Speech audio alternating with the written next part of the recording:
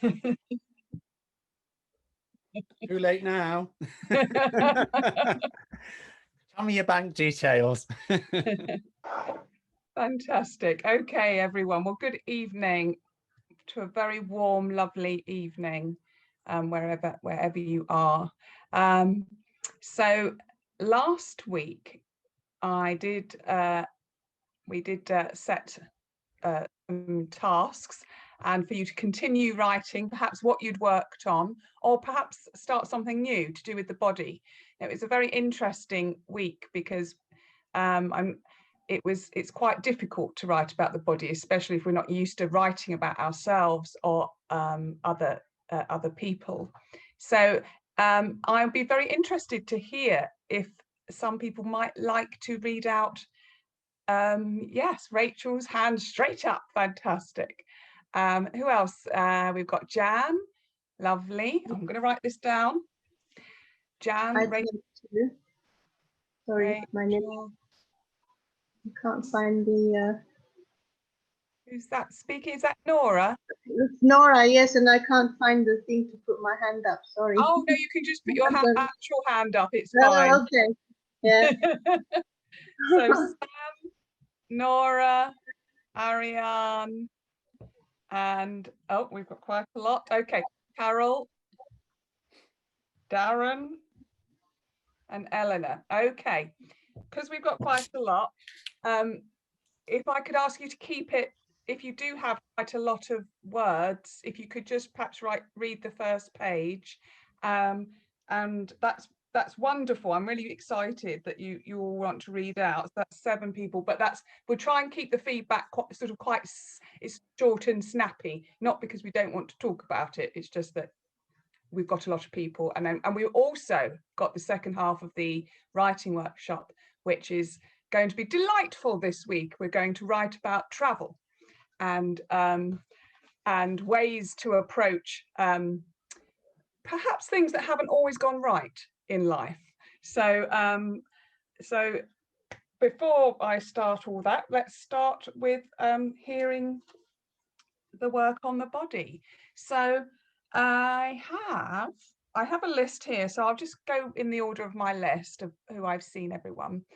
If you want to introduce it, please do. If you don't, just go straight in. If it does have a title, please remember to read it out, because that can always add to a piece of writing. So let's start with Rachel. Hello. Hey, I built on the 2 weeks because I didn't say the last 2 weeks because I didn't read out anything last week. So this piece is called Night Crawlers. And you can hear the Greyhound Stadium in the background, I think. If that's what you can hear, the man's voice, that's what that is, which is strangely fitting. Night Crawlers. Higher, higher on your toes, slashing the soles of my feet with a willowy and vicious switch.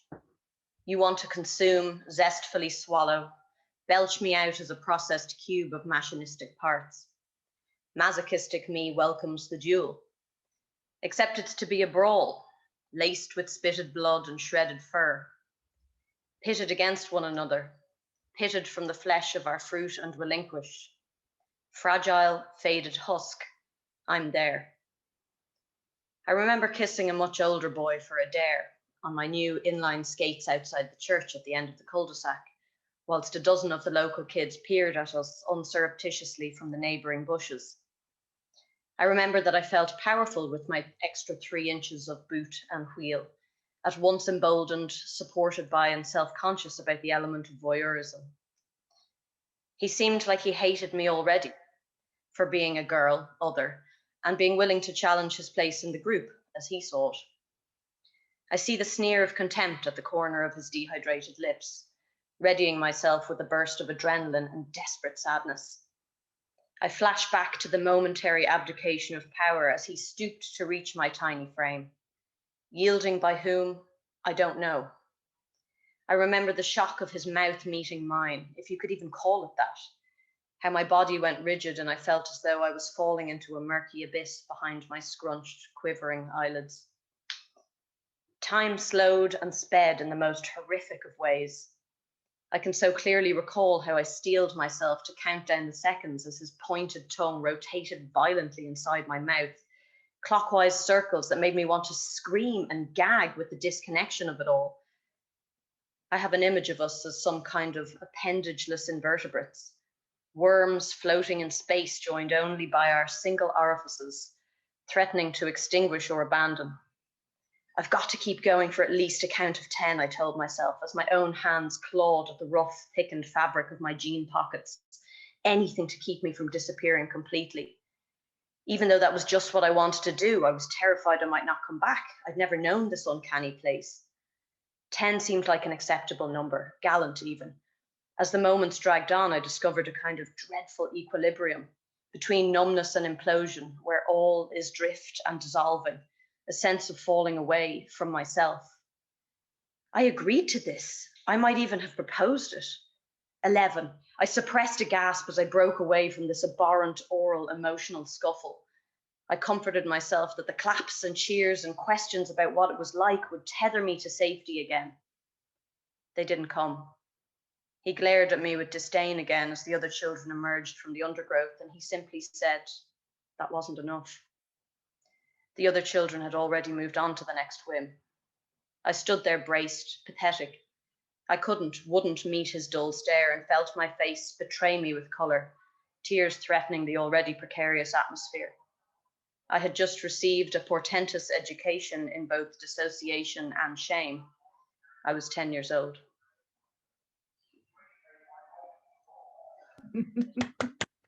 Wow.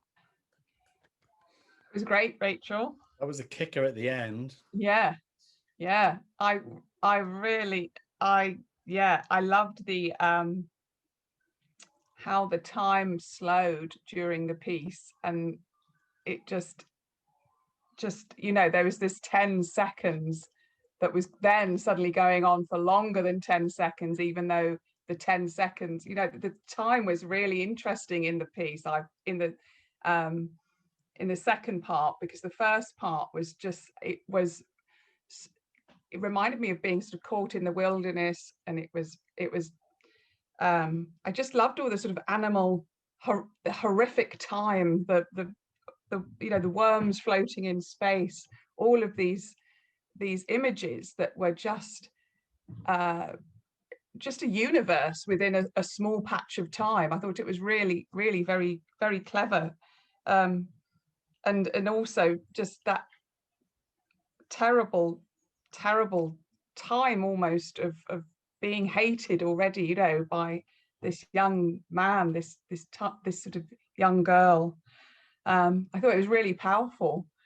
And yeah, Night Crawlers just seemed to be a very apt title. Really good. Thanks. Has anyone else got some feedback? I thought it was very evocative of a period of innocence in childhood before you find out what the real deal is. And butt kissing, who hasn't done a fair amount of butt kissing in their time. And there's lots of I remembers as well. And there's lots of very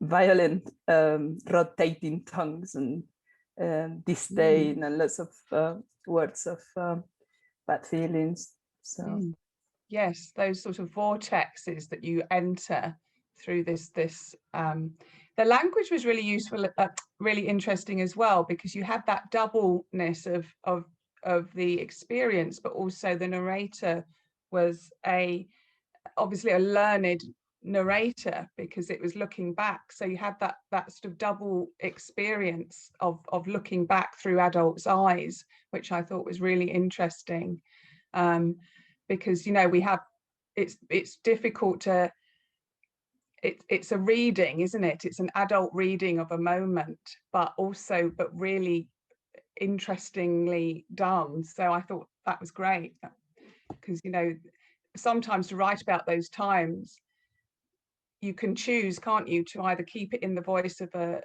innocent, or to then be the I which is the older I in the story, looking back at the younger I, which is a really different way of approaching the same story matter. So well done. Yeah, that's great. Well done, Rachel. Not one pheasant came in. Okay, that's wonderful. And if you do have any comments that you'd like to leave for each other that you've just thought of that isn't straight away, because sometimes it is quite hard to give feedback immediately, please put them in the chat for each other, which is at the bottom of the screen. Okay, that's great. Jan, you are up next. Right, okay. Well, what I've got here is very much a first pass in spontaneous writing. So it's a bit unformed, but it'd be interesting just to see what people think about the idea. Okay. A month before, she had walked behind me and said, "Your back is more twisted, you know. You're getting more like your poor mum every day." It was a cold observation from a distant place, but it prompted me to go and get scanned and x-rayed. I knew what the conclusion would be. Nothing to be done, set like stone, just keep moving. It will only get worse as your body shifts with age. Shifts with age, the shove and push of life causing me to coil and curl, hold myself rigid until the bones fossilize and set in place. The images of my twisted spine showed how it reared to the right, shifting my ribs and coiled forward. I was within the soft ground of my flesh, like a strange fossil, formed by forces, moved by external pressures, but hidden. Digging deep was the only way to see, excavating my bones out piece by piece to see the shapes beautifully made under pressure. I know the form and shape. They dig into my flesh from the inside, the sharp point of a rib, the rolling pain in a hip, but also sounds, the grinding of bone, the clicking and cracking as I stretch and straighten to stop the cave of myself collapsing completely. The bones are eroded, slowly washing away under the pacing back and forth of life, eroding under the slow ooze of tears and grief. I am not solid. I feel made up of potholes and spaces, linked together so frailly by sinew and muscle, and framed so oddly by the odd bones. What would happen if it all collapsed? Guts crushed and pressed, cut through by the sharp, vengeful bones. Is this what she meant when she said the landscape of you is changing? No earthquake, just an irresistible movement, round in another direction. I'll stop there. That was wonderful. I loved that. Really, really unusual choice of imagery to do about the body and the landscape and the movement of things bigger than us. And I thought it was wonderful, Jan. Absolutely wonderful. Thank you. Yeah, it's very moving. I felt myself towards the end sort of feeling like there was a, you know, that it was moving towards it was moving anyway. It's an interesting piece that is about sort of movement and potholes and and you know, the coil and the curls, and it was really, you know, I just thought you had just such beautiful language as well. Very poetic. Yeah, rolling pain. And I just thought, oh, she's just, it's almost rolling pin, but it's rolling pain and hip. You know, there's these sort of beautiful sort of words that unexpectedly take off into a different direction that you think they're going to go, which is a bit like a landscape when you're walking a landscape, isn't it, as well? Sometimes you're stumbling. What I thought was really interesting was the person, the other person who was making those comments, and I was intrigued to know whether they were going to come in more into the story later on, or whether there could just be an extra line at some point, so we understood perhaps the relationship of them to the landscape of the body in a way, because I felt that could be revealed later, but it was definitely something that was piquing, making me interested, because it's the relationship then to your landscape. And also the question I had in my head was, is it a lover? Is it somebody that knows that body intimately? Yeah. Or is it someone you're just walking with? Or it made me very curious about that. You're absolutely spot on there. Yeah, that's right. I felt they, because they were looking at your back as well, or perhaps they weren't looking at your back, but they were commenting on the back. I did think there was an intimacy there that could go both ways. It could be a lover, but it also could be an annoying neighbor. I don't know, who you've got quite a close relationship with, or someone. It was definitely someone who was close, because they were saying something quite personal, but out of that could also could come a sort of strange, could be a story about a love, two lovers, or two close friends. Yes, definitely what I was trying to, that's where it started, and it's an exploration of that sort of how you are completely in yourself, but also how that becomes viewed and distanced and a metaphor for other things that are happening around you and within you. So it really is sort of first go. So it's interesting to get your dousing of it, because all those ideas are kind of there. Yeah. And also depending on what the relationship is between the observer and the person, you the narrator, there's also a question of how is that person going to feel? How involved are they? Is it going to impact on them? If it's your partner, then clearly it's going to have a massive impact on you. If it's a relative or a close friend, it's going to have a big impact. If it's just a casual acquaintance or a neighbor, it's a very different observation. So it lends a whole variety of different avenues that you could go down depending on what that relationship is.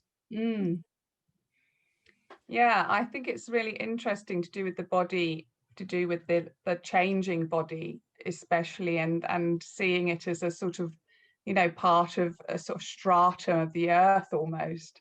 I think it's really, really beautiful. And yeah, I felt like it wasn't sort of a first draft in a way. It felt quite accomplished. Can I just say something about the aging body, which is that on Friday we had an event at the RVT in Vauxhall with two performers, Cerys Evans and Adele Anderson, who is an old friend of mine, who is one of the singers in Fascinating Aida, who is a trans woman of a certain age. And she talked about the body came up in the conversation, and she was saying, having gone through all these changes in her body, the biggest thing for her now was having the aging body, and that was the biggest transformation that she was experiencing in her entire life, having gone through what one would think of as being possibly the biggest one you'd ever go through, which is changing your gender. So it does that resonated as well, the question of the aging body. Yeah. I think it's a wonderful subject to mine. Yes. There we go. Sorry, couldn't help. Dig in. Yeah. Well done. That was great. Thank you, Jan. Right. Okay. Moving on. Next, we have Sam. Unmute myself. Hello. So forgive me, because it's a bit of a poem, but it's not. And it's not fully formed, and English is not my first language. So apologies for the accent. Okay. So I started with the body, and then it became something else. On my knee, I've got a scar, the shape of Tenerife, to remind me that once, age a glorious bloody 9, I borrowed my little brother's blue bike. Mine was bigger and bombier red. I convinced him I was a sorceress to ride pillion down Grandad's dusty hill, without brakes, worn off, or brains, not yet formed, he was delighted at first, wind blowing, fresh-faced, till the speed gathered the bike and we both got ejected mid-air, crashing and burning onto the dead Pecan road. Footnote: Pecan is crushed volcanic rock the size of rhubarb and castor bonbons, ideal for cathedral roofs and forgotten country lanes too cheap to be tarmac. End of footnote. I don't recall any ambulance sirens or paramedics, only my granddad's neighbors exiting roadside houses with painted metallic gates, busy dispensing flowing bandages, stinging ruby red mercromine, and smackness. Almost a dozen agog at the spectacle, like builders taking turns prejudging the quality of the scaffolding erected by others. Whose are you? They ask me, as if a 9-year-old girl leading her 6-year-old brother to destruction could know better or care. Whose are you? They repeat, even though they know it well. I am Luisitos, I reply, Luisito Cabrera Guerra, whose second surname is War, whose favorite grand rascal will one day drive passenger trains for a living. Hair of the ketchup dripping pecan knees with a scar the shape of Tenerife. Funny, no one asked where or who my mother was. The end. So it's a bit silly. I loved the end. I loved the end. It was very good. I really enjoyed listening to that. I wasn't quite sure I got all the words though, Sam, because I think I was but I loved the scar, the scar on the knee, the shape of Tenerife. I mean, talk about a map on the body. Good story. It's wonderful. It's such a great, in stories, in poetry, in fiction, in novels, a first line like that is worth its weight in gold. Yeah. It's a great opener. It makes people want to read on, and it's sort of full of the micro and the macro, the smallness of a scar, but the size of the earth, really, really wonderful. And I liked the sort of sorcerous quality it was. You were sort of conjuring throughout the poem, and an inclusion of a footnote. I thought, well, there we are. There's the body again. We've got the footnote going on. And I loved it. I just loved this use of this playfulness with the language. It was very playful. Yeah, really good, Sam. Well done. And that really added to the sense that this was a young girl, in this situation as well. During the time this incident happened, the playfulness really captured that sense of childhood. Yeah, that's right. It was lovely. Well done. Thank you. Thank you. Okay, so next we have Nora.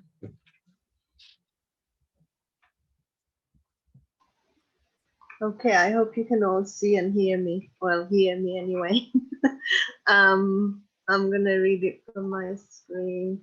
I did this really quickly, I have to admit, and I wasn't really sure what I was doing, but I'd like to share it anyway. The body, my body, not just any body, but a body. I wanted to know my body. He wanted, I wanted. My body opened, my body closed, my body stretched, my body, the body, not just anybody's body. All of a sudden, it was all sudden. The sudden adolescence, the sudden hair, the sudden breasts, the sudden desire, the sudden heaviness, the sudden blood, the sudden first time.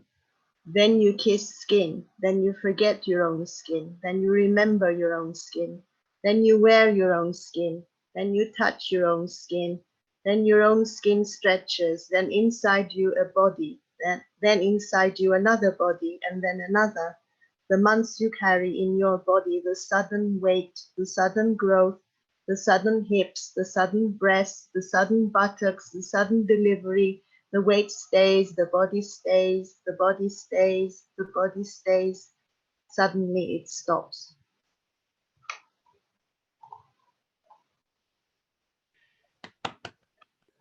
Wow. Very powerful. Yeah, that was a wonderful poem. I really, yeah, it was really well read, Nora, first of all. Felt that was your delivery of it was spot on, and the use of the words, repetition, just was really effective. The word sudden, it was all, not just anybody's and bodies within bodies, in my body, it's just in the moment, and it was building, everything was building on top of what had gone before. But it was like everything was a surprise. It was almost, yeah, it was creating its own sense of time, which again, you're the second person to use time really interestingly in this poem. It's just it had a sort of vitality to it that was just like beats as well. It was very of living. Someone has said in the comments that it was like listening to a song, and there was that rhythmic quality that actually created an expectation in the listener, yeah, which you then sometimes confounded the expectation because you went in a different place to where one was expecting it to go. So there was this wonderful musical rhythmic quality to it, which I think really added to it. It really added weight to the words. It made it more punchy. Yeah. I just think the simplicity of it as well was just how it worked so well as well, because it, through the simplicity and the repetition, I was able to start to move into different almost realms of thought. So it was, I was thinking about pregnancy, I was thinking about sex, I was thinking about things inside of things. It was just, it had multiple reading. I could read it on different levels as it was going along, which is, normally you sit and listen and it takes a while perhaps to digest, but it was all very in the moment. It was very sudden. I think it should be called Sudden. I don't know if you have a title. That was great. Thank you very much. Very good. Yeah, well done. Brilliant. Right, so next up we have Ariane. Hello. Hi. Okay. Oh, you muted yourself. Sorry. Okay, so the title is The Uncomfortable Transition Toward Womanhood. So it's a big, big subject. The uncomfortable transition toward womanhood. Hair. I remember noticing more hair on my legs and under my nose, feeling a transformation I couldn't control was happening. I was not aware of the general eradication of hair because of the dictatorship of smooth surfaces. Its market was worth 2 billion each year. Why were women submitted to this trend? Was it to reassure men of their manhood? My eyebrows became thicker. Some people commented on them and said they were beautiful. Others pressured me to do something about them. I remember traveling in Iran in a taxi in my early 30s. The driver said, "You need to do something about your eyebrows. They're too thick. Women are like cars. I wash my car every day. I look after it so passengers are happy to come inside. Are you married?" Breast. One day by the sea, my friend Lindy, who was older than me and often topless on her towel, commented on my growing breast. I thought I was still a child, so I was surprised. I wondered if I should wear a bikini like her, but it was not practical when I swam as the waves played with the fabric. Thighs. I remember looking at my thighs. The shape was different. Did I like them? I was discovering their new shape, which was alien to me. It was no more a child's body. I was not sure how to move with it or function with it. People were looking at me in a different way. Period. The biggest change happened at home. I had eaten beetroot the day before. I went to the toilet and found out my knickers covered with a red liquid. I was terrified. I ran to my sister and shouted, I ate too much beetroot. My knickers are red. I need to get changed. No more beetroot. She replied, it's your period. You're 12. It's normal. There's nothing wrong with beetroot. Don't be scared. You'll be fine. I'm not scared. It's not my period. I know it's the beetroot. All I could do not to feel powerless was to deny the transformation and blame the beetroots. I didn't want to admit I was living the uncomfortable transition toward womanhood. There was too much to lose, all the fun and playfulness. I didn't feel ready. I was not sure which woman to invent or embrace. I wanted to keep my inner child's imagination and spontaneity. I remember dancing for hours, imagining we were 10 dancers and I was the choreographer in the living room. Years later, I would dance in Biarritz to all the hits from the 80s, feeling so happy. No more heavy weight on my shoulders or sense that I had to conform to any sense of identity. Yay. Wonderful, Ariane, full of very strong lines, as I see some people have put in chat. The dictatorship of smooth surfaces is is very good. Line. Such a great line. And the I really loved the sort of sudden mention of your friend who was often topless on her towel, and this sort of awful comparison between washing a car and, you know, these sort of comments of keep your car clean, you know, so people want to come inside or whatever it is, or sit inside. I just thought it was really powerful. I think I really liked the hair. All the chat about the hair and the thighs, and I wondered if you could start bringing the relationship between hair and thighs and breasts, like start joining it all up, perhaps. I mean, obviously you don't get hairy breasts at that young age, but there are sort of links between the changes that you could sort of bring in, perhaps. I really loved the subtitle headings of parts of the body. I thought it was really interesting way of moving around subjects and also mapping out where we were going in the story. I thought that was really good and clear. And you know, as usual, you have your great humor in it, which is, and sort of that eye of looking at the body. And I would really stick with the body, because I think the strongest elements of that story is when you are describing the bodies and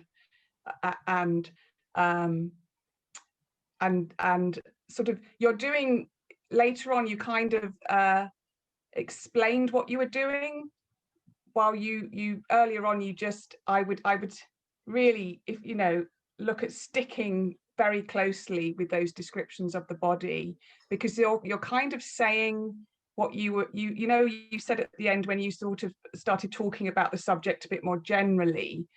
You were actually doing that while you were describing the body.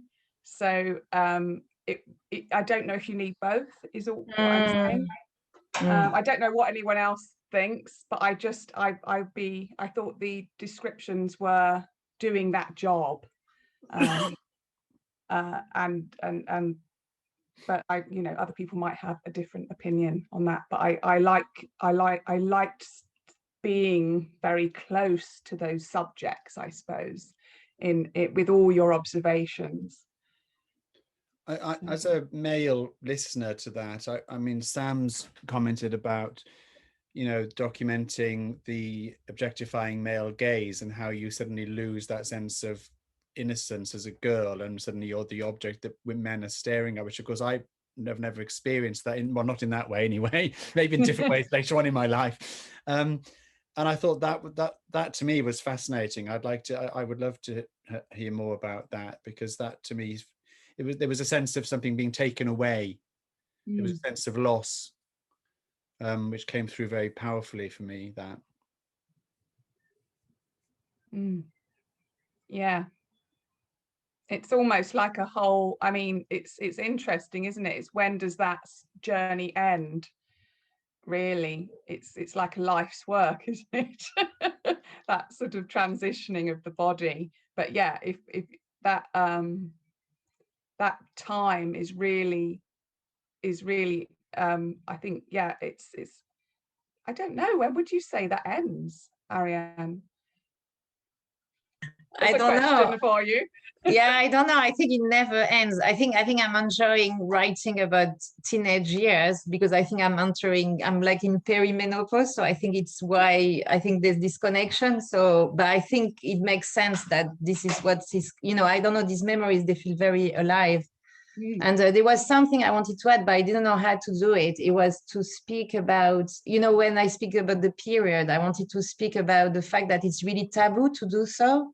Like nobody speaks about that, and it's really, anyway. But I didn't add that because I was in the story, and I felt it would interrupt the story in a way. So I didn't know how to do it. Yeah, and I wasn't sure it was relevant or yeah. But there was a bit in there where you told this, is it your sister? Yeah, you told your sister that you'd eaten too much beetroot, which I thought was a lovely way of bringing it in a childlike, innocent way. There'd be room there for that bit of exchange of dialogue to bring some of that, what you've just mentioned, in. Because she could say something, well, it's your period, you're 12, it's natural, and you'd be like, well, why has no one told me this? Why I thought I was bleeding to death, or I mean, it made me think of the novel Carrie, because Carrie famously opens with her being in the school showers and having her first period and not knowing what it is, and all the girls bullying her. But I think that would be, if you wanted to explore that, you could bring it into the dialogue. Thank you. Yeah, that makes sense. Thank you.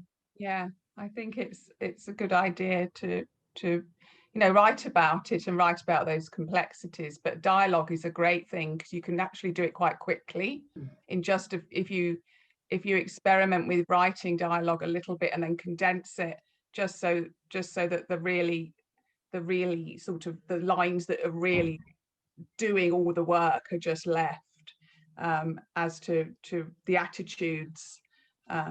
Yeah, but it could be a mixture of the words that the sister uses and the expression on her face when she says it, that she looks incredulous, or she looks, you can communicate so much dialogue just by the choice of the actual words that are spoken, and also the description of the tone of the words, or the tone of the expression of the face as the person is speaking. It's a very, very economical way of packing a lot of information in without it feeling dense. Yes, but I love the beetroot. Very good and very clever. I'm very fond of beetroot. Karen, could I just say something? Yeah, sure. First of all, generally, I just wanted to say that I'm in awe of all of your writing that I've heard so far.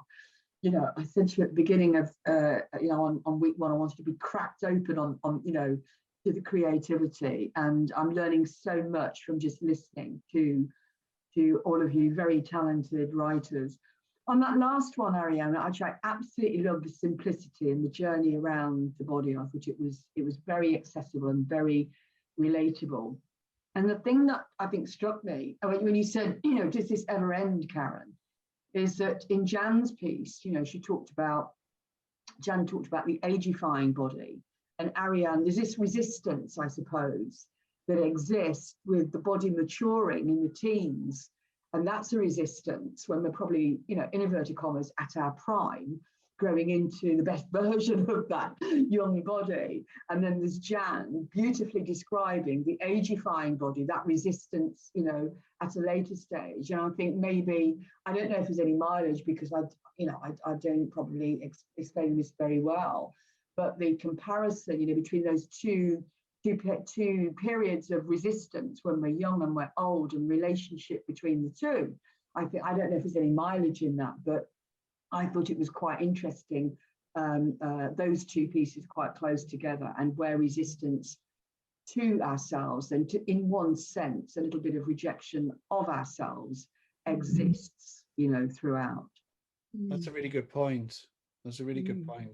The other point I think as well is that because you talk in there, Ariane, about the male gaze and suddenly men looking at you, and then the other end of that is when women become invisible at a certain stage, in the same way that gay men do, by the way. We experience that too. You suddenly become invisible to the male gaze at a certain point because you're no longer deemed to be, you know, attractive enough. And so there's the whole issue around who decides that, and why, and how is that decided, and how the culture perpetuates that constantly, you know, through the way that women are. Well, you know, the fact that, you know, you can have an aging male presenter, and the woman sitting next to him will be look half his age at least, and that's the norm. You wouldn't have it in reverse, would you? And so there's the whole question of that male gaze and how that dictates things as well. There's an awful lot to explore in that, if you want to take it further. That's right. And also, you know, if the male gaze is, you know, a relief when it's not there. For some of us, it's like, thank Christ. I'm gazing at you now, Karen. Yeah, well, stop it. But yeah, it's interesting, isn't it? I think from a lesbian point of view, it's actually quite a relief when you stop having all that layering going on. But anyway, that's just enough of that. Right, back to the subject at hand. But yeah, it's obviously a very big subject, isn't it? The body and the life, the length of it. My goodness, we're getting into some real meaty stuff tonight. I love it. So next up, thank you, Ariane. That was great. It's all adding, everyone's stories is adding layers tonight. It's working really, really well. So next up we have Carol. Hi everyone. Hi. Advanced warning, I may cry. So I'm reading it from my screen so I can't see you. Okay. I've called it nil by mouth. An overactive mouth and disabled stuck legs. With open and closed movement, I've inserted food to fill a void, to press down the feelings of trauma and fear. Not moving, building layer on layer of armour to cover up this broken frame. The crumbling skeleton that is hidden beneath the layers of grief, of beatings as assault. Of unkind words piled up on a tiny frame. Realisation before it's too late to shed the stones of grossness, to look human and not a blot on any landscape. But everything is slow progress. It's stuck to me like a child wrapped around a parent. Taking a crowbar approach to remove the vileness, to emerge like a butterfly, so people can see the beauty within.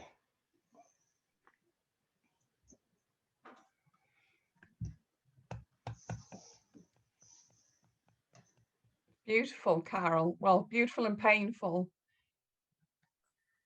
Very moving. Yeah, very moving. Well done for reading that and keeping it together. You did. You read it beautifully, I might add.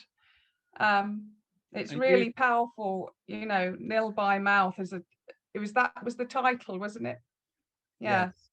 And I just thought the layering of words and the way that you described, or, you know, various grief and unkind words piled, you know, and things being wrapped around the frame, layered on top. It was just really, really well done. And there's these sorts of words that were so powerful, like vileness, and, you know, it's just and just so that I could feel it. I could feel the poem pulling apart, wanting to be pulled apart as it was read, to expose softness, and what was really, you know, there within. I think it was just it had real tension to it, just by you layering and contrasting images and words together, almost building them onto that those bones of the structure. I felt it was structured really well, as well as discussing the structure of pain. And there was something very visceral about it, because the physicality that you were describing and your relationship to that physicality was so loaded with emotion that there wasn't a line where there wasn't a punch. I didn't feel a punch. You know, I felt every single line delivered something of emotional weight that came through constantly. It was very, very, very well put together and heartfelt, and that came through the choice of images and the feelings that you have as you're describing the physicality. That there's such a strong connection between the emotional and the physical running throughout that piece. Thank you.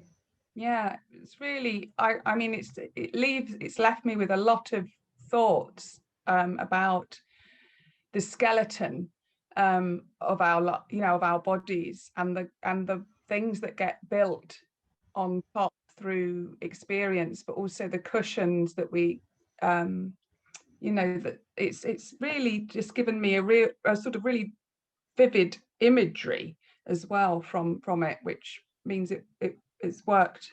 Several people have commented on the line, like a child wrapped around a parent, which I thought was an absolute standout line as well. Yeah, that's right. Yeah, you could really hear it. It reminded me of the sort of clinging nature of yeah, really well done. You should be proud of yourself, Carol. Thank you. Give yourself a pat on the back. Brilliant. Okay, so next up we have Darren. Oh hello, Darren. Hi there.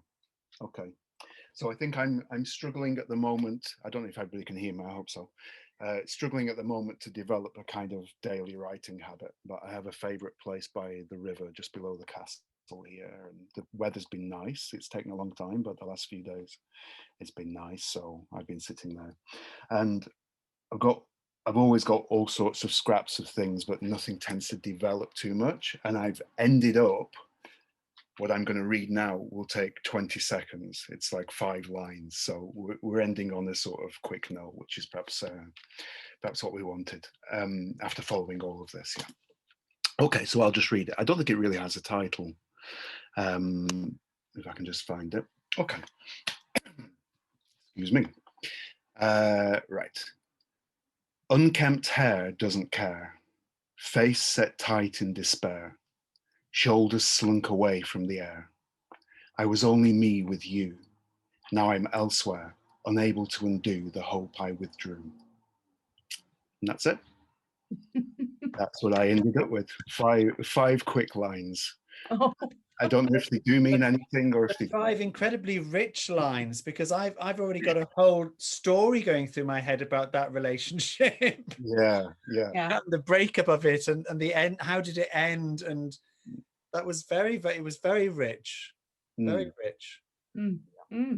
I loved the diving in, the way you made us dive in to the poem, with the unkempt hair and the air. I just thought, yeah, I think you've created a story in a very short space of time, which is actually really hard to do.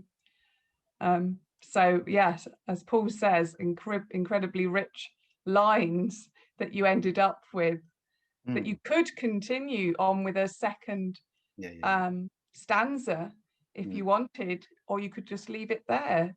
I mean, poetry takes a long time to write, as do short stories. Well, as do anything really, but a lot of things.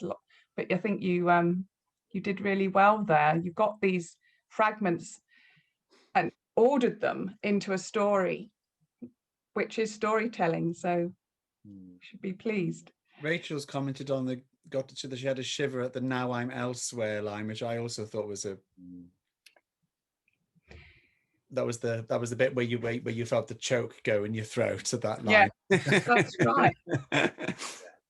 That's right. The shift in rhyme really, it was really noticeable how you were leading it. And I think that's the power of rhyme. Sometimes we think we're going in one direction, and then the shift in the resonance of the words just take you off, and one sentence can have a huge impact. So yeah, thank you, well done. thank You go and sit by that lake a few more times. you. The River Neris. Oh, the River Neris. Yeah, very nice. Fantastic. What a lovely name. Yes. Well, we do have one more reader, Eleanor, before we move on to the second part of tonight. So that would be great. Thank you very much. Take it away. Mine's shortish, but not that short. And it's back to the aging skin. I fear that my skin will turn into my mum's, and I feel so cruel. The melasma of her arms has reached her face. The large, rough patches of skin on her torso have invaded her cheek. The lines of age show where bright eyes once were. But she doesn't care, so I shouldn't care. Her fingers are gnarled inwards, the skin taut over wrongly angled bones, but still she paints her nails with glee. Her hips carry many lumps and bumps, the skin sags and wrinkles, but she has no problem on the beach in her swimming togs, where teen girls with skin so smooth hide in shame. Bruises rise up on my mum's skin for no reason other than it's so thin the vessel is broken by a small knock.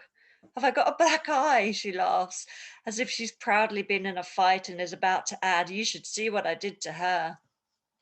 But there was no her to fight, only her own body breaking down as her seriously underperforming heart needs pills to keep it going and pills to start it up and pills to help it out and pills to stop a clot forming that keeps the blood too thin to sometimes stay in the vein. I won't be having a picture of a heart on my arm, she says, as I call her from a tattooist couch, as if I've drugged her and dragged her there as well, and she's woken up tied down with the electronic needle about to cut in her skin forever.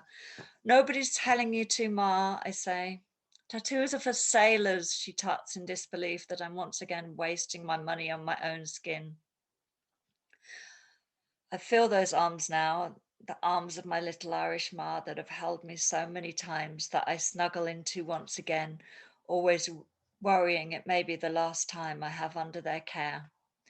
Those arms are so small now, the paper skin hanging from muscles weakened through no longer having the energy to swim like she used to, or lift like she used to, or carry like she used to.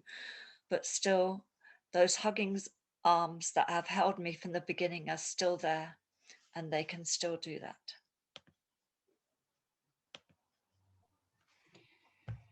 Oh, it's beautiful. Yeah, Absolutely beautiful. very moving. Yeah, I've got goosebumps running all the way up and down my arms and legs. It was hard to write. It was so personal, but there you go. Yeah, I think it was incredibly moving. I really loved the focus on skin and tattoos though, and the relationship, the sort of between you marking your skin and your mum's bruises appearing on skin. And I thought there was great sort of poetry and mixing there of when things appear and when they disappear and things like that. I thought that was really beautiful. And the humor as well. I mean, the little bit of reported speech of Mum laughing about, have I got a black eye, as if she really did. But it was beautiful. But that really works because it gives us the humor actually adds to the poignancy of it, because it's a little moment of relief within the sort of tenderness. So it actually adds another dimension. I find it very moving. Thank you. But I've been doing what I always know people say to do, and I sort of never do, which is actually writing things that really happen. And taking lines from things that people really say. And I always think like, oh, that's plagiarism because I'm a medical writer and that's, you can't do that. And it's like, oh no, actually you can do that in reportage or even You fiction. absolutely can. Yeah. Well, this is your story to tell as well, you know, and I think this is, yeah. it's your, I think, yes, those decisions, but you're right, write everything down. You might not use it now, you might use it in 10 years time, but you'll remember, there'll be a point when you need to remember something, and if you haven't written it down, then you have to make it up, but it's not going to be quite as good as the real, what comes from the horse's mouth sometimes. Do you know what I mean? I mean, you can obviously reinvent what has happened if you're speaking about what someone said that is supposed to be true, but these things are given to us. I think they're like little nuggets, aren't they, of gold, that our people that we know give us, these little lines, and if they know that you're a writer, well, they've got to know at some point. You might use it.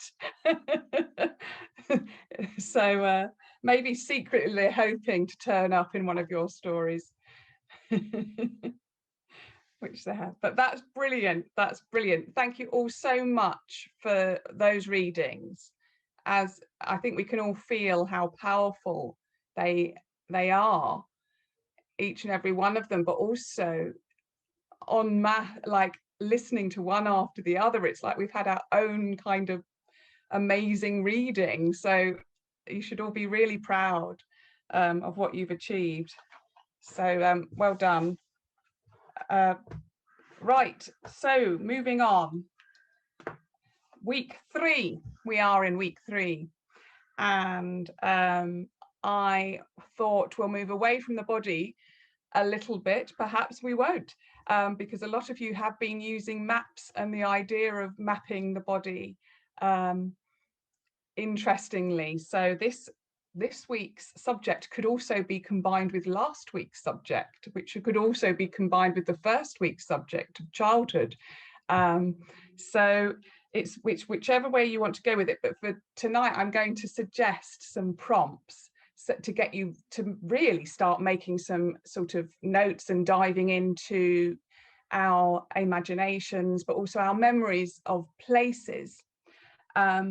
Writing about travel over the last year for me has been an absolute joy. I have been writing about working for an airline and a long haul cabin crew. So I have flown around the world within a year, back through memory and reinvention and my diary writing. So I've been drawing on all sorts of material that I've kept, and not enough really, but then sometimes you just don't write things down, which is really gutting. So that's why I'm like, write it down, everybody. And I know Paul's been traveling in his own way over the last year into his past, and writing a memoir. So we can all, wherever we are, we can all travel, is I suppose my sort of point. But also we're living in a time now, well, we've always been living in a time, but we're especially living in a time which feels like there's shifting boundaries that are really quickly, and rules and freedom and migration, and there's it's quite prescient when we read the news, I suppose, and also where we can go and where we can't go, and what we can do and what we can't do. So I'm just wanted to use this week's theme as an idea of travel, but within all of that in mind as well, of freedom. So I'm going to change the gear of feel a little bit, and I'm going to read you part of a story before we get on to the writing aspect, and I'm just going to give you an excerpt. I don't know if I mean, I've got a PDF of this short story, so I don't know if there's a way of getting it all to you, Paul, or you can email me and I can email you, because I know it's it's slightly different, isn't it, Paul, that you can't send PDFs. Can't send but, attachments through Eventbrite. Yeah, well, I'll give you my email address and you can email me if you want a copy to read this full story, but I'm not going to read the whole thing because it is going to eat too much into our writing time. But this story, oh, could you do a share screen for me, Paul? Sorry, I should have given you the heads up before. It's already on. Oh, it is. Oh, well, there you go. Right. I'm going to read you a short story by Jackie Kay. I don't know if you've heard of her. She's a brilliant poet and very funny. But also, she's currently the Scottish Macca. So she's the Scottish Poet Laureate. And she is, oh, it says host disabled participant screen sharing. Hang on. Share hold screen. on. Could you put it on? Sharing your screen, love. Oh, okay. How do I stop that? Click stop sharing. So where is it then? It hang was. Hang on. Yeah, share screen. There you go. Oh, lovely. Right. Technology, eh? Right. Here. This is it. This is from her collection of short stories called Wish I Was Here. And it is all about, they're very funny stories and quite sad as well if you're into that. But this is a particularly good story. This has stayed with me for many years and it's comic. So we're going to change the tone. So I'll read a little bit. They will be flying in today, the day after me, thumping down on the runway. If the flights are on time, they should get here around 4. I'll be a nice surprise for them. It's bound to be a bit boring, 2 lovers on their own for 2 whole weeks. When they've run out of things to say, I'll be here to chip in. I've been told I'm good company. I've been told that twice in my life, and each time it has gone in. But they're coming with a different holiday company from mine, more upmarket. At least they won't be met by Susie from Liverpool, and they won't be coming to this hotel, lucky them. They'll be staying at the hotel that I can see from my tiny balcony, the Princess Hotel. Good day, madam. How are you? It's a 5-star hotel with strangely white sand and shiny green grass and symmetrical palm trees. It does have a bit of authentic beach at the south end of the hotel leading to the genuine sea. Must be a shock for those residents, the sea, the totally real sea. It can drown people. It doesn't compromise. Sometimes the red flag goes up, which means people really shouldn't swim. There are slobs and yobs that always ignore this and roar into the waves, slipping and sliding and yelling their heads off. People who are not residents of the Princess Hotel are not supposed to hang out on that bit of the private beach. But yesterday I found it quite simple to bluff my way in and look like somebody who stays in a 5-star hotel, which nowadays is nothing at all because everybody is so casual. Even the rich are casual these days, more laid back than ever. Frauds. I swam along from where my hotel is and lay down on one of their sunbeds. I peeled off my skin-tight bathing cap and tossed it onto a sunbed to bag the bed. Any little polite sign is enough at these private places to claim a space. Then I returned to my bit of beach and grabbed my stuff, hurrying back to the sunbed with the swimming cap. It was a bit complicated, but it worked. Anyway, their beach is cleaner and quieter, and why should places be exclusive to people who pay money? Why should their sunbeds be free when they are the ones who are loaded? You have to pay a lot of euros for a sunbed on the ordinary beach. It's a rip-off, and you might not be there all day. Me, I'd end up lying there till the sun sizzled into the sea, until I was well and truly fried just to get my money's worth. I've got a head start over them anyway, and I'm getting darker by the minute. There's nobody to rub the suntan cream into my back yet, but that will soon change. Their plane will be touching down very, very soon. I've spent the day swimming and reading and snoozing in the sun, and when the sun has become too hot for me, I've dragged my sunbed into the shade.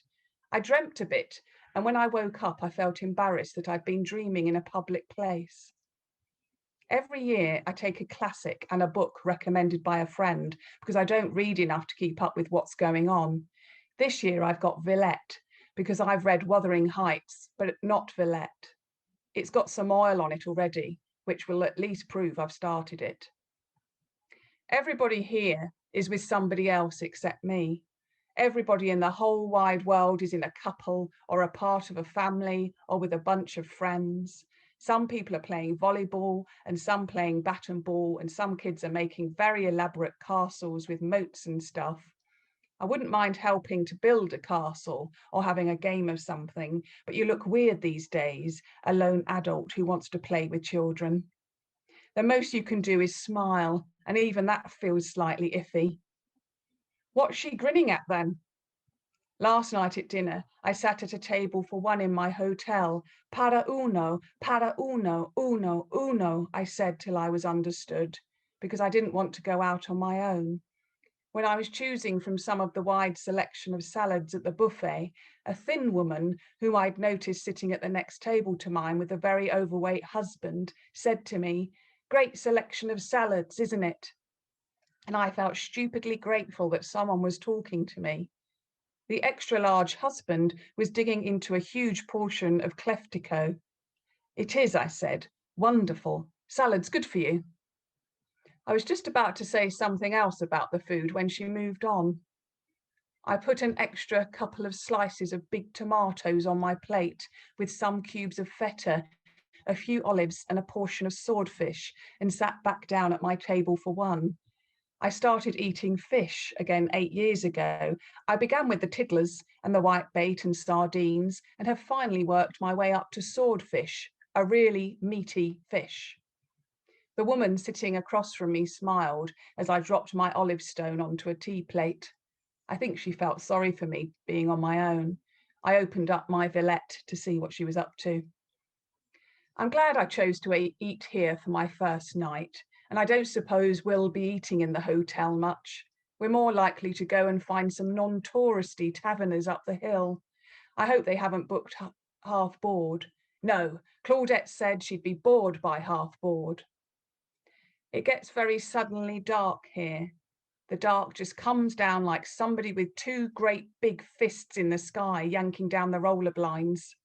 Claudette and I have been going on holidays together for 5 years before Claudette met new lover. I thought new lover wouldn't last beyond the holiday booking and that Claudette would get rid of her and take me, maybe having to pay a bit extra for the change of plan. But when it seemed as if everything was going well between them, why, I don't know, can't work it out, they seemed completely unsuited, I decided to book myself. I know Claudette will be glad of my company when she gets here because she's told me many times in the last decade that I am her favourite person to go on holiday with. Both Claudette and I have been loverless for many years. With me, it is exactly 10, with Claudette about 4 or 5, until Jan appeared on the scene. When two women are best friends and both are single, it's a real blow when one of them finds a lover. Don't get me wrong, I'm happy for Claudette, just bloody miserable for myself. I mean, it almost feels as if she's cheated on me and dumped me in club undesirable all on my own. All that talk about being unattractive and feeling fat and finding the weight harder to shift. All that talk of getting old and boring and saying staying in is the new going out, just to suddenly swoop round one day to my house with new lover and not to have warned me properly, not to have prepared me for it. I'd never seen that look on Claudette's face before, her colour darker with it, the passion. She was practically frothing at the mouth, and she looked even more beautiful than I'd ever seen her look. But Jan is a bit dull. The clothes are a total mess. The hair's a mess. It's unbelievable. I said to Claudette when she left, what is she doing with her hair? To be fair, Jan is one of those people who can wear any old thing and still look kind of attractive. One of those people that gets her hair done deliberately to look as if she's just got out of bed. But the biggest thing that is striking about Jan is that she's 9 years younger than Claudette, which makes her 14 years younger than me. And it is so unfair that Claudette should net a catch quicker than me because I've been longer without a lover than her and I've been keeping myself trim and she hasn't. Right, I think I'll leave it there. But this is basically it goes on to I've just read up this bit because this is going to be relevant to what we're going to do today. So it goes from Claudette and I have had some amazing holidays in the past. Once we almost slept together and then decided it would be the end of a major friendship because sleeping with friends always goes wrong. So we had another glass of Retsina, which I forced myself to down because Claudette loves the stuff, and a bit of a longish kiss, and then we went to our separate beds. Mine was very hard. I didn't sleep for hours. I tossed and turned with my heart racing in the dark. Another time, we went camping on the Isle of Mull, which was a great holiday too, and would have been perfect if it wasn't for the midges. A midge bit me. My leg doubled in its size, and I had to be driven to the community hospital, Danaros, from Calgary to Sallen, in the middle of our holiday, in the middle of the night. The smell of the ferns in the rain was nice, though. The Mull doctor told me in his lovely Highland Island accent that a rogue midge had probably bitten me. A rogue midge that has swallowed a wee bit of coo dung or horse manure and deposited it in your leg, dearie. Great, I thought, a rogue midge. Claudette wasn't all that sympathetic, and when she came to visit me in hospital, she said, "You always get ill on holidays. Tell me about it. The bad Venice oyster, the Lake Garda shower mat." We ended up at a hospital in the hills that time. There was a beautiful view up there, and I said to Claudette, "Just think, we wouldn't have got to see this beautiful view if it hadn't have been for me falling and breaking my wrist." I can't remember what Claudette said to that. I think she agreed and smiled at me affectionately. Okay, so there we are. We've got it's a beautiful short story, and obviously it's an unreliable narrator who is telling us the story of why she's on holiday, waiting for her best friend and new lover to arrive, and she's taken herself off to the same resort but in a different hotel that has just a small view of their hotel from her little tiny balcony. So it's a comic story, but it is actually quite tragic as well, because we get the loneliness of the main character. But why I wanted to show this to you is because it is based in a particular place, but she doesn't tell us really where it is. She just gives us clues, and we fill in a lot of it for ourselves, mentioning things like Kleftika, the Greek salad, the sunbeds. She obviously is of a certain got a certain amount of money, so she's on a tour guide with a sort of Scouse girl who's so there's a lot to it, but it's not a good holiday. We know it's not necessarily going to go particularly well, but there's all those details that add to this particular story, and so I'm now wanting, I thought what would be great was that if we could start doing some more automatic writing around the idea of remembering where we've been. So I'm going to set the first exercise for tonight is going to be you writing about something really positive. So I know we can go dark in these workshops, and I enjoy that, but we're going to start with a light. And so I want you to think about now the most breathtaking or inspiring landscape you've ever witnessed, or the most beautiful, unusual place you've ever been to. And I want you, using Joe Brainard's technique of I remember, start to think about this place or somewhere that you wish to revisit, and think of the colours and the smells and the local customs and anything that comes to mind. It could be a particular place that just means a lot to you. And I want you to use the I remember for every new memory, as we have done before. So try to think about the meals that describe the food, taste, smells. A region's sort of country or cuisine is and is part of its culture, and for a lot of us it's a big part of our travel experience. So aim for a lot of vivid detail.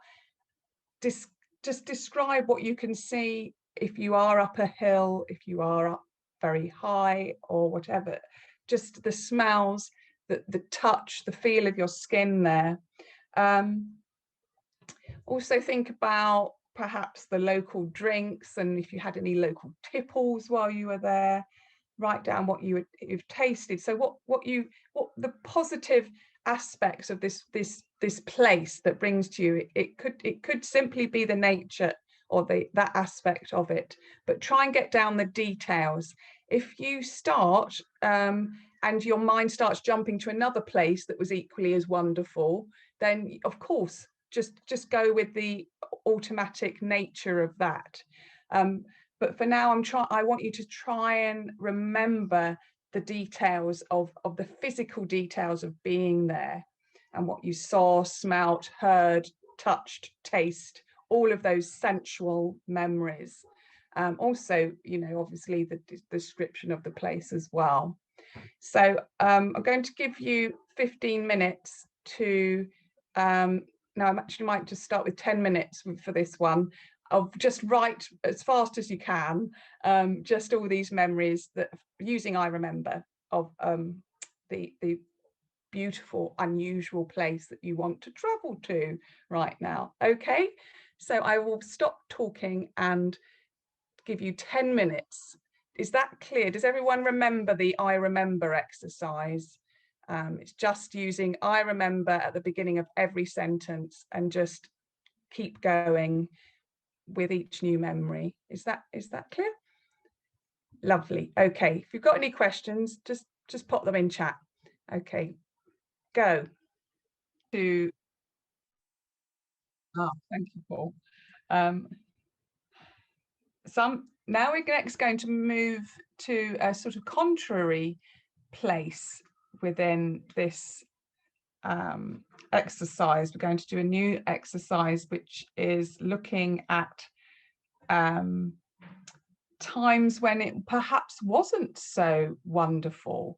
And now I'm going to get you to start to ruminate and try and remember, perhaps revisit a trip that didn't quite go to plan. And think about a place that you wouldn't necessarily want to revisit or go to again. Now, this could be because of whatever was going on there. It could have been something that was happening personally when you were there. You might actually think you might want to revisit it, but with a different person. But it's sometimes our travels don't go to plan.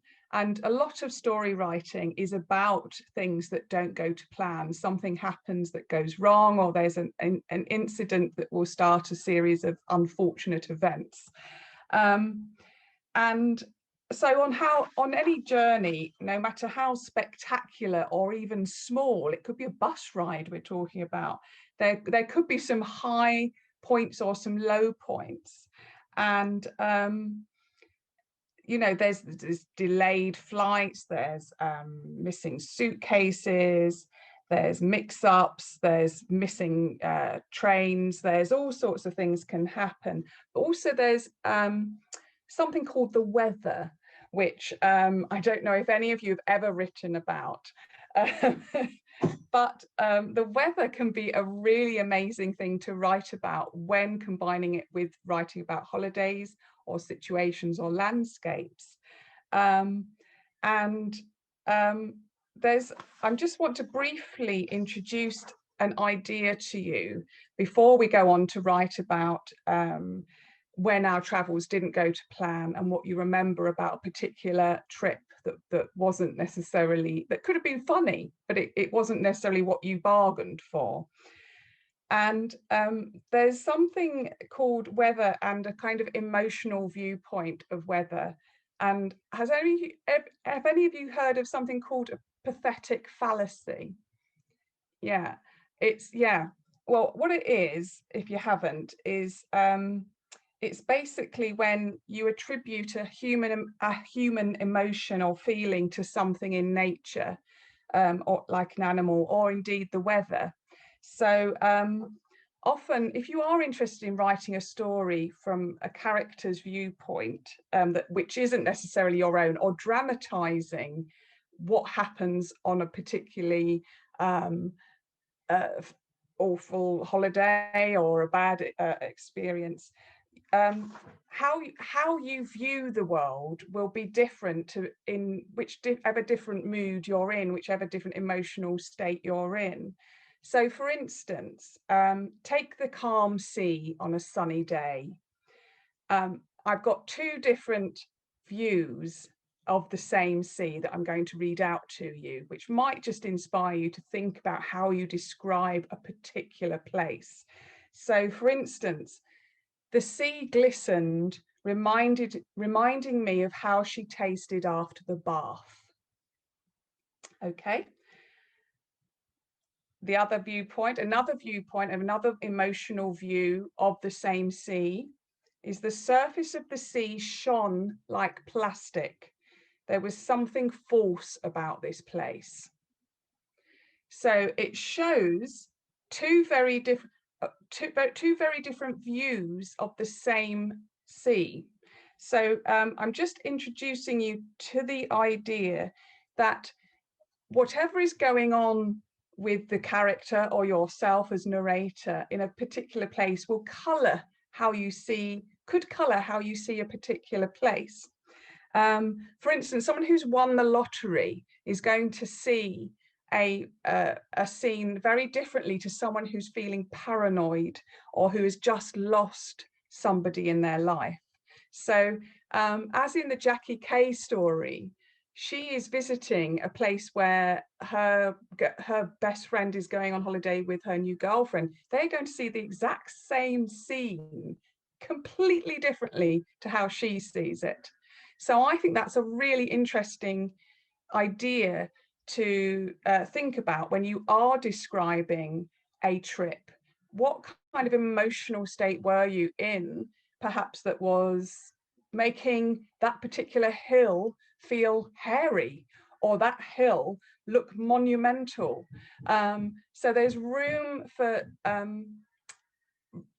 thinking around that a particular landscape isn't always going to be the same with the weather, but also with how your emotional weather is going to make different places look different.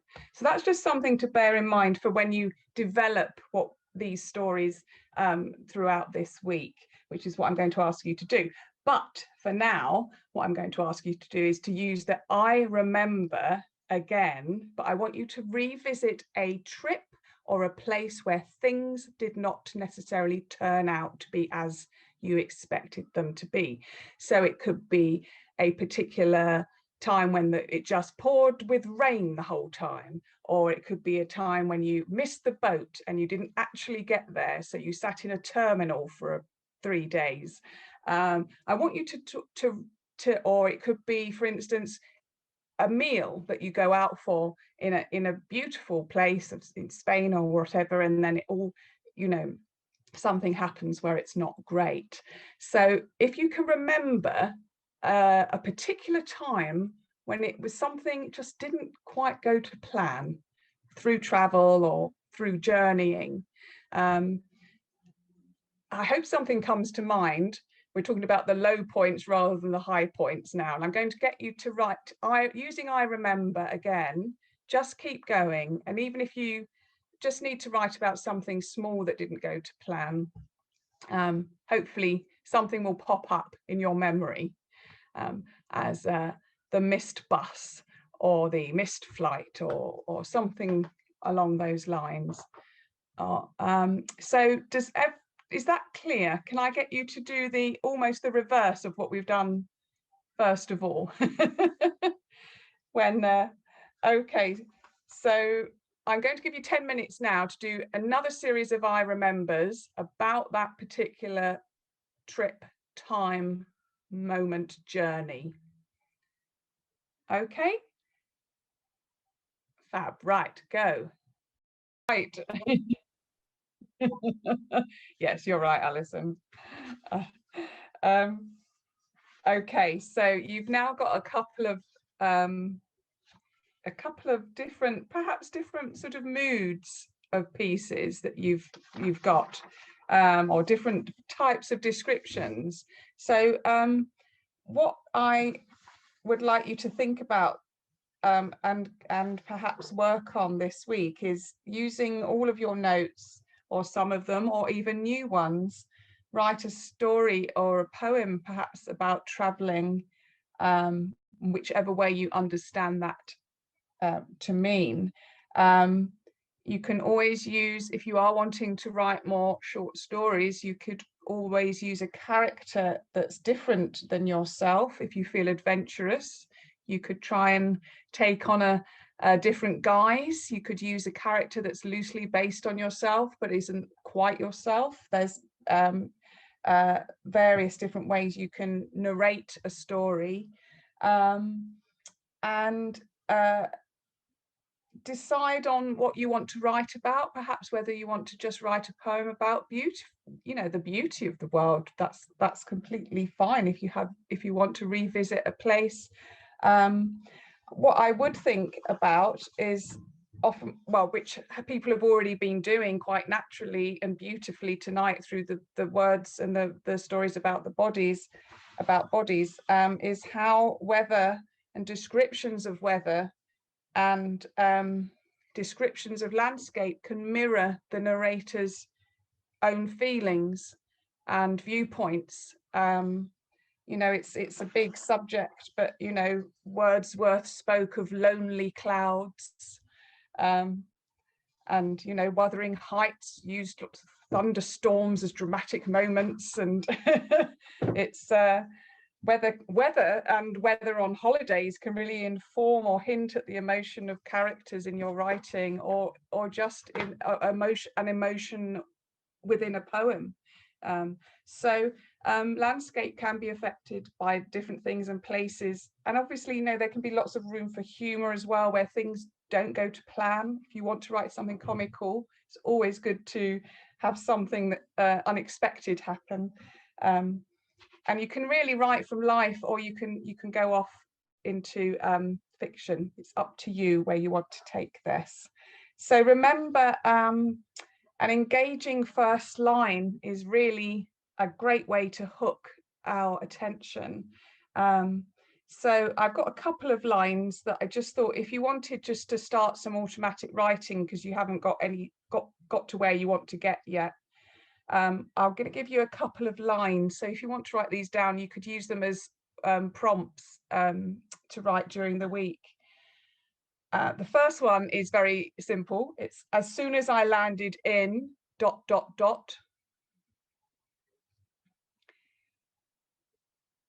Could be Oz, doesn't need to be a real place. And the second line is, of all the things that could have gone wrong, it was this. Just a simple way of starting a story, but obviously, or a poem. And if you want to, I think if your story does include other characters as well, which could start to happen, especially when we're traveling or writing about traveling, and you want to describe people well, I wouldn't be afraid of using other people in our lives as kind of portraits, as a way of thinking about how to describe people. If you wanted to perhaps use, for instance, you thought, oh, I don't know how to describe that person, you could always just describe someone you know well who's a bit like that, and just write down 10 words that will describe that person and pick a couple. So it's all in the description, is what I say. But there really, I hope through these first two exercises tonight, you've got an inkling of where you might like to take this. And if not, then you have a whole week to experiment with traveling in your own armchair.